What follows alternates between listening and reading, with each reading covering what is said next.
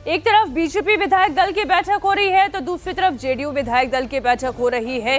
दोनों ही दलों के चुने हुए विधायक अपने अपने दलों के नेता का चयन करने जा रहे हैं। बीजेपी विधायक दल की बैठक की बात कर ले, बीजेपी के तमाम जीते हुए विधायक इस मीटिंग में शामिल हो रहे हैं। बैठक में केशव मौर्य, साध्वी निरंजन ज्योति और अर्जुन राम मेघवाल समेत तीनों केंद्रीय पर्यवेक्षक भी मौजूद हैं। बिहार बीजेपी के प्रभारी विनोद तावड़े भी इस बैठक में मौजूद हैं, जिसमें बीजेपी विधायक दल के नेता का चुनाव हो रहा है। तो वहीं दूसरी ओर थोड़ी ही देर में मुख्यमंत्री आवास में जेडीयू विधायक दल की बैठक भी शुरू होगी। बैठक में नीतीश कुमार को जेडीयू विधायक दल का नेता चुना जाएगा। इसके बाद दोपहर 3:30 बजे एनडीए के विधायकों की उस दल की बैठक होगी, जिसमें नीतीश कुमार को एनडीए विधायक दल का नेता चुना जाएगा। एनडीए विधायक दल के नेता चुने जाने के बाद नीतीश कुमार राज्यपाल से मिलने राज्य भवन जाएंगे, जहां पहले वो अपना इस्तीफा सौंपेंगे और फिर नई सरकार बनाने का दावा पेश करेंगे। हमारे सहयोगी नीतीश चंद्र और हमारे सहयोगी कुमार राजेश जुड़े हुए हैं जेडीयू दफ्तर से। कुमार राजेश और नीतीश चंद्र विधायक दल की बैठक से जुड़ी हुई तमाम जानकारियां लगातार सुबह 10 बजे से आप इंडिया टीवी पर देख ही रहे हैं। नीतीश, कितनी देर में बैठक शुरू होने वाली है? क्या सभी नव निर्वाचित विधायक पहुंच चुके हैं? जी हाँ, लगभग सभी जो विधायक चुने गए हैं पहुंच गए हैं और अब थोड़ी देर में बैठक शुरू होगी। माना जा रहा है कि अब थोड़ी देर में, करीब अगले 5 से 10 मिनट में बैठक शुरू हो सकती है, क्योंकि जो तमाम बड़े नाम हैं बीजेपी से जुड़े वो यहाँ पर पहुँच चुके हैं और जो चुने हुए विधायक हैं वो भी पहुँच चुके हैं। हम आपको तस्वीरें भी दिखा देते हैं। ये देखिए, आगे के हिस्से में यही है अटल बिहारी वाजपेयी सभागार बीजेपी दफ्तर के अंदर, और यहीं पर अभी बैठक होनी है। कुछ विधायक बाहर के हिस्से में आपको नज़र भी आ रहे हैं और इंतज़ार कर रहे हैं कि कब वो वक्त आए जब उनको कहा जाए कि वो अब अंदर हॉल में दाखिल हों। कई लोग अंदर बैठ भी चुके हैं और कुछ को इंतज़ार है कि अब बैठक में जो तमाम बड़े नेता हैं, जैसे विनोद तावड़े, धर्मेंद्र प्रधान, सम्राट चौधरी, विजय सिन्हा, ये जो तमाम नाम हैं वो अब यहाँ जब पहुँचेंगे उसके बाद बैठक शुरू हो जाएगी। और इस बीच जो है कुछ जो तमाम विधायक हैं, नेता हैं, वो यहाँ पर पहुँच रहे हैं। और यहाँ पर देखिए एक और बीजेपी का पट्टा लेकर पहुँचे हैं। क्या कहेंगे, अब कोई खबर मिल पाई है? अब तो मीटिंग शुरू होने वाली है। एकदम मीटिंग शुरू होगा। आज विधायक दल का बैठक है, गेट टुगेदर है हम सब लोगों का। भव्य शपथ ग्रहण समारोह की तैयारी है और हम लोग सब कल के लिए एकदम कैसे हम अपने प्रधानमंत्री, देश के राज्यों के मुख्यमंत्री जी को हम लोग यहाँ स्वागत करें। युवा, महिला, इन सबों की चर्चा हो रही है, तो क्या खबर मिल पा रही है? कौन बन रहा है डिप्टी सीएम? ये पार्टी का शीर्ष नेतृत्व, एनडीए का शीर्ष नेतृत्व तय करने वाला है। हम सब लोग अभी विधायक दल के बैठक में बने हैं। जैसा भी होगा आप सब लोगों को खबर होगा इसकी। तो जाहिर है किसी के पास कोई जवाब नहीं है, हर कोई अटकल ही लगा रहा है, बस ये कह रहा है कि शीर्ष नेतृत्व जो तय करेगा। जाहिर है बीजेपी में इस बात की जानकारी लेना भी बहुत आसान नहीं है, विधायकों के लिए भी ये चीज़ें काफ़ी अंतिम समय तक स्पष्ट नहीं हो पाती हैं। और अब जब बैठक होगी उसके बाद ही ये स्पष्ट होगा कि कौन चेहरा वो होगा जो नया चेहरे के तौर पर हो सकता है। और चर्चाओं की देखिए बात करें तो नितिन नवीन की चर्चा एक बार फिर काफ़ी हो रही है, चूँकि नितिन नवीन को पहले भी पार्टी में बड़ी जिम्मेदारी दी जाती रही है। विभागों की बात करें तो पथ निर्माण जैसा जो विभाग है वो उनको कई बार मिला है। और मंगल पांडे की भी चर्चा बहुत ज़्यादा है, चूँकि मंगल पांडे हिमाचल प्रदेश, पश्चिम बंगाल जैसे राज्यों में बीजेपी के प्रभारी के तौर पर काम करते रहे हैं और इसके अलावा स्वास्थ्य मंत्रालय भी उनको मिलता रहा है। पार्टी के कई अहम बैठकों की बात करें तो उनकी भूमिका जो है साफ तौर पर नजर आती रही है। बीजेपी के प्रदेश अध्यक्ष के तौर पर भी उन्होंने काम किया है, तो वो बिहार को जानते हैं और अच्छा खासा उनका अपना एक उनकी एक समझ भी है। तो ऐसे में उनको किस लिहाज से तरजीह दी जाएगी इस पूरे मंत्रिमंडल में, ये देखने वाली बात होगी। दो बातें और थोड़ा समझाए नीतीश की महिला भागीदारी कितनी होगी और किस तरीके के मंत्री पद दिए जा सकते हैं। अभी थोड़ी देर पहले आपकी रेणु देवी है, उनसे भी बातचीत हुई थी, क्या कह रही थी वो?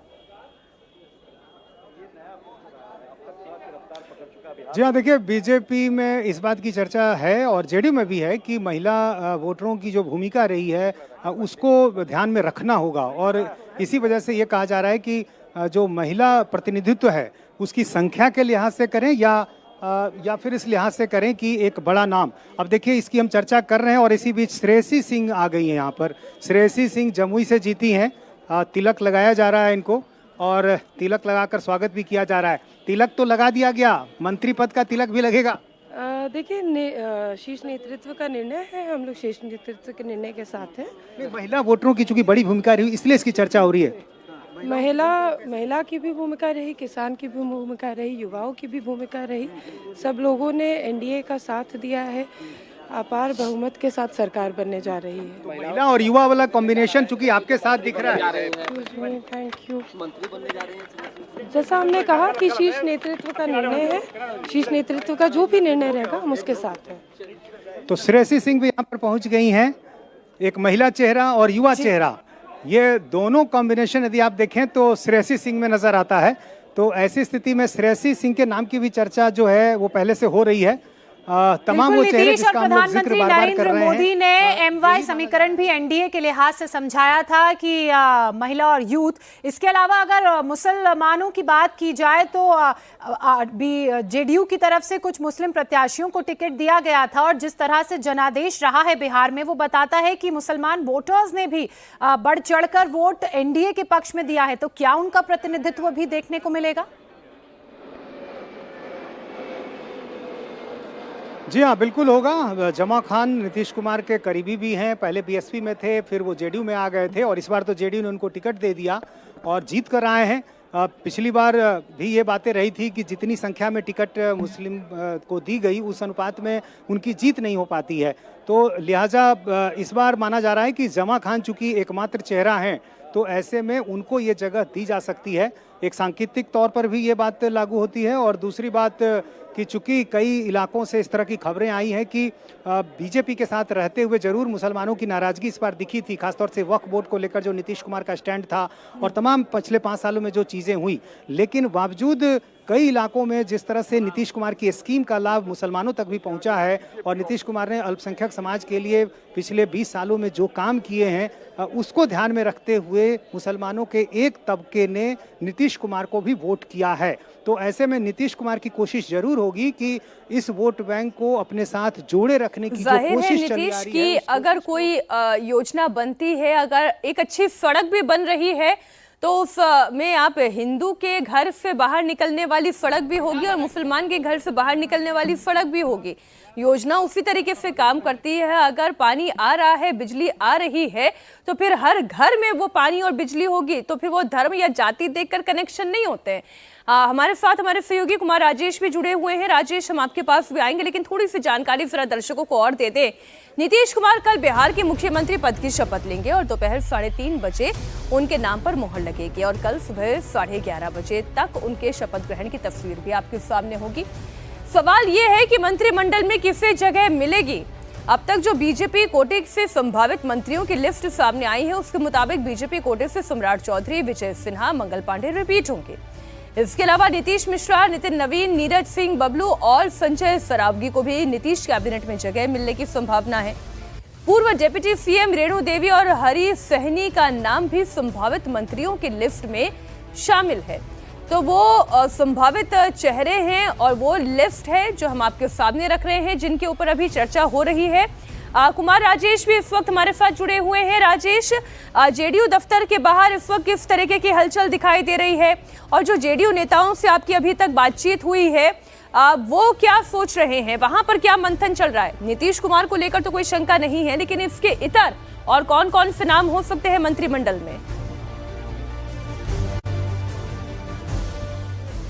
देखिए, इस वक्त मैं नीतीश कुमार के आवास के बाहर खड़ा हूं, मुख्यमंत्री आवास के बाहर खड़ा हूं और जो विधायक जीते हैं, नवनिर्वाचित विधायक है, वो करीब करीब पहुंच चुके हैं। थोड़ी देर में मीटिंग का आगाज हो जाएगा और उसमें एक बात तो तय है, सारे विधायकों ने एक सुर में कहा है कि कोई इफ और बट नहीं है। नीतीश कुमार ही नेता होंगे और नीतीश कुमार ही अगले मुख्यमंत्री होंगे। साथ ही उन्होंने ये बात भी कही कि महिलाओं की भागीदारी इस बार बढ़ सकती है, क्योंकि जिस तरीके से महिलाओं ने वोट दिया है उसको ध्यान में जरूर रखा जाएगा। तीसरी अहम बात जो उन्होंने कही कि जो सामाजिक गठबंधन है, सामाजिक ताना बाना है, या फिर हर एक वर्ग का जो समर्थन इस बार नीतीश कुमार को मिला है, एनडीए को मिला है, उसका ध्यान रखा जाएगा और मंत्रिमंडल में उनको उस तरीके की हिस्सेदारी, उस तरीके की भागीदारी मिलेगी। कल ललन सिंह और संजय झा जो हैं वो दिल्ली से लौट आए, गृह मंत्री से उनकी बैठक हुई, उसके बाद लौट आए। तो कहा यह जा रहा है कि करीब करीब मंत्रियों के नाम पर जेडीयू में अंदरूनी मोहर लग चुकी है। आज जो है वो बता दिया जाएगा लोगों को कि आखिर कौन मंत्री बनने वाले हैं। उसमें अगड़ी जाति से भी लोग हैं और पिछड़ी जातियों से भी लोग हैं, और खास करके दलित और महादलित का ध्यान रखा गया है। जो संभावित मंत्रियों के नाम आ रहे हैं, जो नीतीश कुमार के करीबी हैं, वो तो मंत्रिमंडल में नजर आएंगे ही, ऐसा कहा जा रहा है। चाहे वो विजय कुमार चौधरी हो, श्रवण कुमार हो, विजेंद्र यादव हो, अशोक चौधरी हो, ये मंत्रिमंडल में नजर आएंगे। जो नए नाम हो सकते हैं उसमें जमा खान, जैसा नीतीश बता रहे थे, वो हो सकते हैं। लेसी सिंह का नाम भी इस वक्त सामने आ रहा है कि वो भी बन सकती हैं। जो हमारे पास जो जानकारी आई है, श्याम रजक जो है उन्हें फिर से मंत्रिमंडल में जगह मिल सकता। तो ये संभावित नाम जो है वो निकलकर सामने आ रहा है, लेकिन अंदरूनी खबर ये है कि नाम तय हो चुके हैं और वो सार्वजनिक जो है वो शपथ ग्रहण से कुछ घंटों पहले देखिए, ये तो वो संभावित नाम हैं जो सामने आ रहे हैं। हमारे रिपोर्टर्स चुनावों से काफी पहले से लगातार फील्ड में थे, तो उस लिहाज से ये चीजें, ये बातें सामने आ रही हैं। लेकिन कल जब शपथ ग्रहण होगा तब तस्वीर साफ होगी, और जिन चीजों का ख्याल रखा जाएगा उसमें जातीय समीकरण के अलावा क्षेत्रीय समीकरण भी होगा। बहरहाल बीजेपी की मीटिंग में हिस्सा लेने पहुंचे लालगंज से विधायक संजय सिंह का कहना है विधायकों की बैठक में डिप्टी सीएम के नाम पर फैसला होगा। हमारे साथ हैं संजय सिंह, जिन्होंने शिवानी शुक्ला को हराया है लालगंज से। ये बताइए, तिलक लगाया गया, मंत्री पद का तिलक किसको लगेगा? नहीं, वो तो पार्टी तय करती है, वो तो हमारे नेता लोग तय करेंगे, उसमें हम सब लोगों की कोई भूमिका नहीं रहती है। ये तो तय है कि नीतीश कुमार शपथ ले रहे हैं। बिल्कुल बिल्कुल, वो 200% तय है। हमारे नेता आदरणीय नीतीश कुमार जी कल शपथ लेंगे। आपकी सीट को लेकर बड़ी चर्चाएं हो रही थी, कहा जा रहा था कि शायद इस बार विधानसभा पहुंचना मुश्किल हो जाए। देखिए, 32,500 वोटों के अंतर से हम चुनाव जीत कर आए हैं। इसी से आप अंदाजा लगा लीजिए, ये जो लंठाई और गुंडाई वाले लोग हैं वो समझते नहीं है कि धरातल पर क्या चल रहा है। धरातल पर जनता 32,500 वोटों से हमको चुनाव जिता करके भेजी है, इसी से आप अंदाजा लगा सकते हैं। और ये बताइए कि शपथ ग्रहण को लेकर कहा जा रहा है कि बड़ा भव्य कार्यक्रम किया जा रहा है, क्या क्या तैयारियां की गई? बिल्कुल, पूरा देश आज हर्ष मना रहा है, पूरा बिहार के लोग आज खुशियां मना रहे हैं कि एनडीए की सरकार बन रही है। और आदरणीय नीतीश कुमार जी के नेतृत्व में कल जो सरकार का गठन होगा उसमें आदरणीय प्रधानमंत्री जी ने जो काम किए उससे बिहार की जनता खुश थी, इसलिए कल प्रधानमंत्री जी भी आ रहे हैं। डिप्टी सीएम को लेकर कोई जानकारी, क्या जो पहले थे वही रहेंगे या बदलाव? हम लोगों का विषय नहीं है, हम सब लोग कार्यकर्ता हैं, जो नेतृत्व तय करेगा वो हम सब लोग। तो लालगंज से जो विधायक चुने हैं उन्हें तो आप सुन रहे थे। इधर सिवान के गोरिया कोठी से विधायक देवेश कांत का कहना है कि अब से थोड़ी देर में डिप्टी सीएम के नाम का खुलासा हो जाएगा।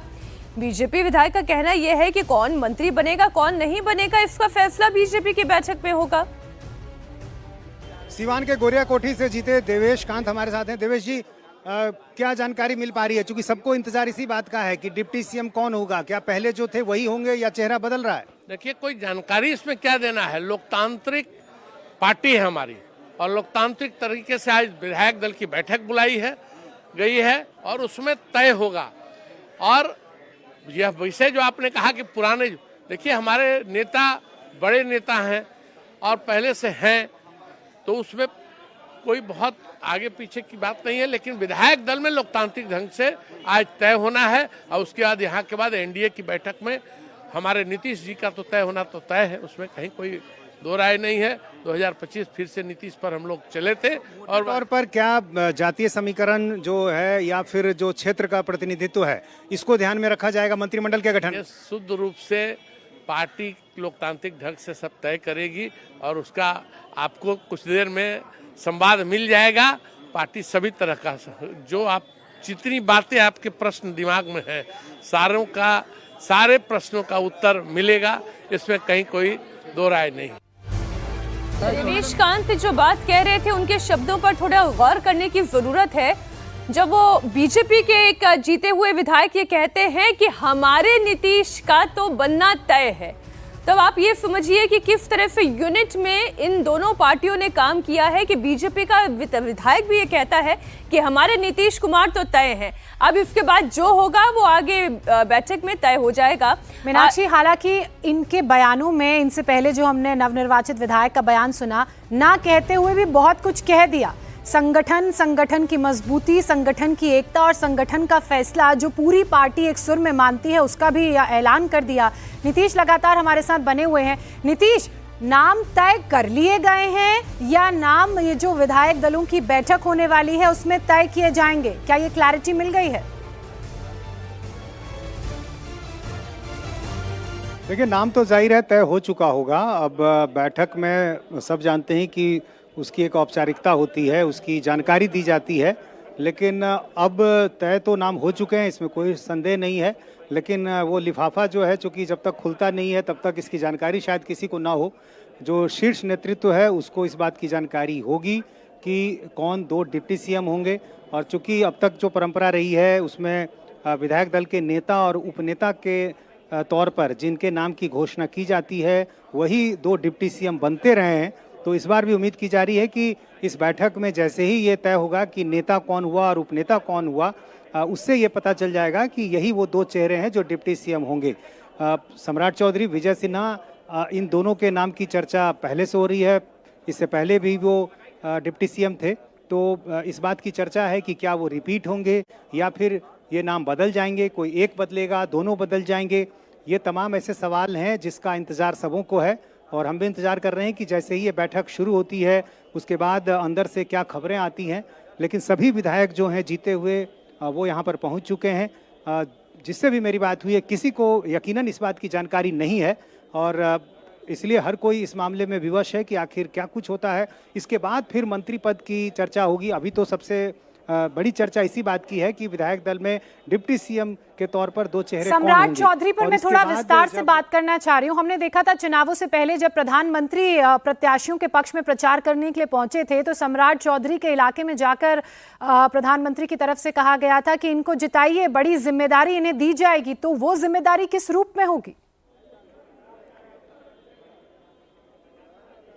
जी हाँ, जाहिर है इस तरह से चुनाव प्रचार में संकेत दिए जाते हैं चुनाव के दौरान लोगों तक ये बात पहुंचाने के लिए भी कि उनके जो वोटर हैं उन तक ये बात पहुंचे कि यदि वो जीतते हैं तो उस इलाके के लिए बेहतर होगा।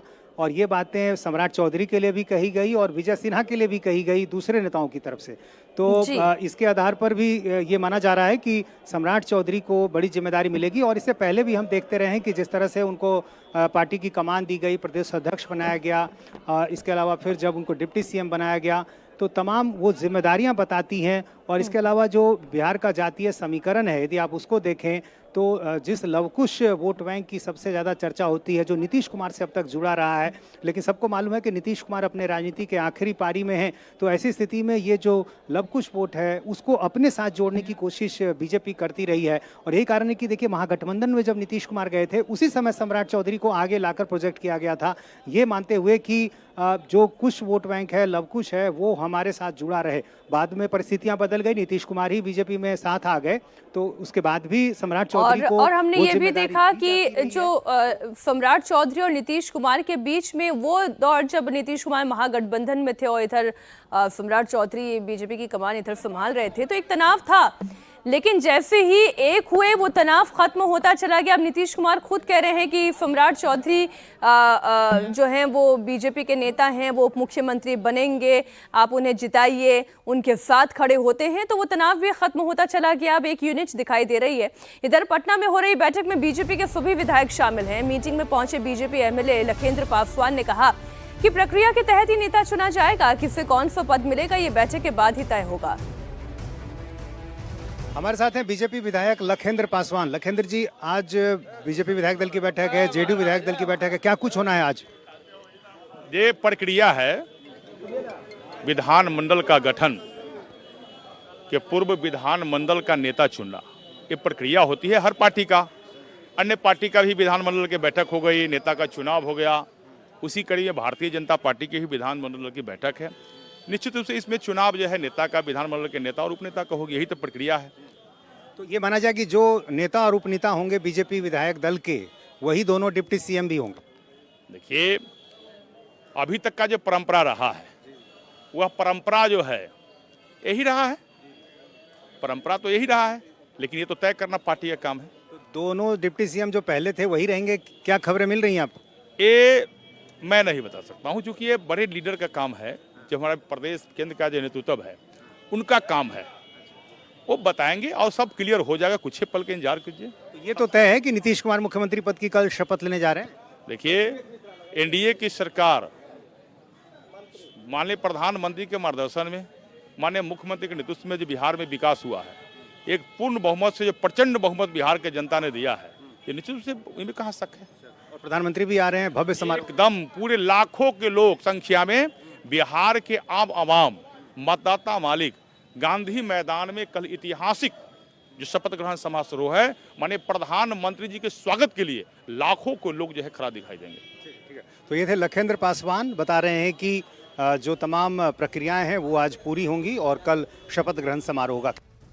और नाम भी कल ही बताए जाएंगे। वहीं बेनीपट्टी से तीसरी बार विधायक बने विनोद नारायण झा ने कहा, जनता नीतीश मोदी की जोड़ी पर विश्वास दिखाया है जनता ने। बीजेपी विधायक ने कहा, लोगों के भरोसे की वजह से बिहार में एनडीए को इतनी बड़ी जीत मिली है। सुनिए। हमारे साथ है विनोद नारायण झा। विनोद जी, क्या कहेंगे, इतनी बड़ी जीत और आज जो है अब सिर्फ औपचारिकताएं हैं, कल शपथ ग्रहण समारोह।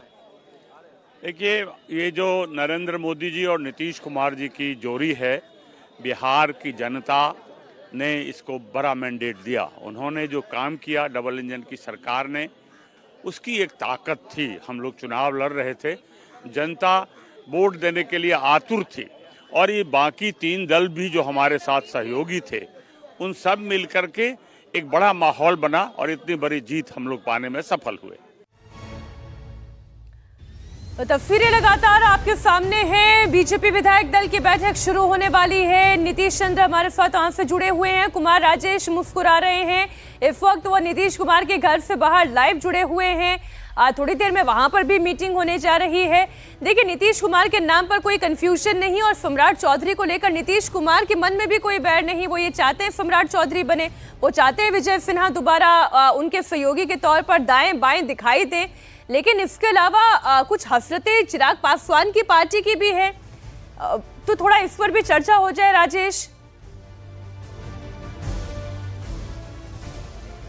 बिल्कुल है। चिराग पासवान की पार्टी के हसरतें हैं, और जिस तरीके से हमने सीट के बंटवारे के दौरान निगोशिएशन देखा चिराग पासवान रूठे भी, भारतीय जनता पार्टी के नेता उन्हें मनाने गए, तो हसरतें अभी भी हैं, क्योंकि उनके भी विधायकों की संख्या अच्छी खासी है। ठीक ठाक विधायक जीत के आए, 29 सीटें में से मिली थी, जिसमें से 19 जीत के आए हैं, तो उनके भी हसरतें हैं। दबी जबान में ही एनडीए के बड़े नेताओं तक ये बात पहुंचाई गई कि उप मुख्यमंत्री जो है उन्हें मिलना चाहिए। हालांकि फिलहाल ऐसी कोई संभावना नजर नहीं आ रही है मीनाक्षी, लेकिन 2 से 3 मंत्री पद मिलने की संभावना है। ये एनडीए के नेता जो इन सब बातचीत के में शामिल है, उनसे बात करते हुए समझ में आ रही है। सम्राट चौधरी क्या बात कर रही थी, एक बात मैं इसमें जोड़ दूं, जो इन पूरे बातचीत में जो जेडीयू के एक बड़े नेता शामिल है, उनसे बातचीत हो रही थी। जब सम्राट चौधरी और विजय सिन्हा की बात हमने की कि क्या दोनों उप मुख्यमंत्री हटाए जाएंगे, विजय सिन्हा के बारे में तो उन्होंने बहुत ज्यादा नहीं कहा, लेकिन सम्राट चौधरी के बारे में कहा कि जितनी भी बातें हो रही हैं, जो भी इंपॉर्टेंट डिस्कशन हो रहे हैं, उसमें सम्राट चौधरी को शामिल किया जा रहा है। साथ ही बीजेपी के अंदर खाने में मानना है कि अगर किसी नेता को जिम्मेदारी दी है और उसे अगर आपको बिहार में बड़ा नेता बनाना है तो वक्त देना पड़ेगा। तो सम्राट चौधरी के पीछे बीजेपी ने वक्त दिया है, अब उस वक्त को उन्हें हटाकर जाया नहीं करेगी। ये बात जेडीयू के अंदर से भी कही जा रही है। यही वजह है कि सम्राट चौधरी का तो बनना लगभग तय माना जा रहा है। चिराग पासवान की अपने ग्रास रूट से किसी विधायक को ग्रूम करना, उसके बाद उसे बिहार की राजनीति में एक बड़ा फेस बनाना, उसकी राजनीति को और आगे बढ़ाना और वोट बैंक मजबूत करना, जाहिर सी बात है उसमें तो वक्त लगता है। और वो बार बार जिस तरह से पार्टी का समर्थन मिलता है वो भी नजर आता है, सम्राट चौधरी को जिस तरह का समर्थन मिल रहा है।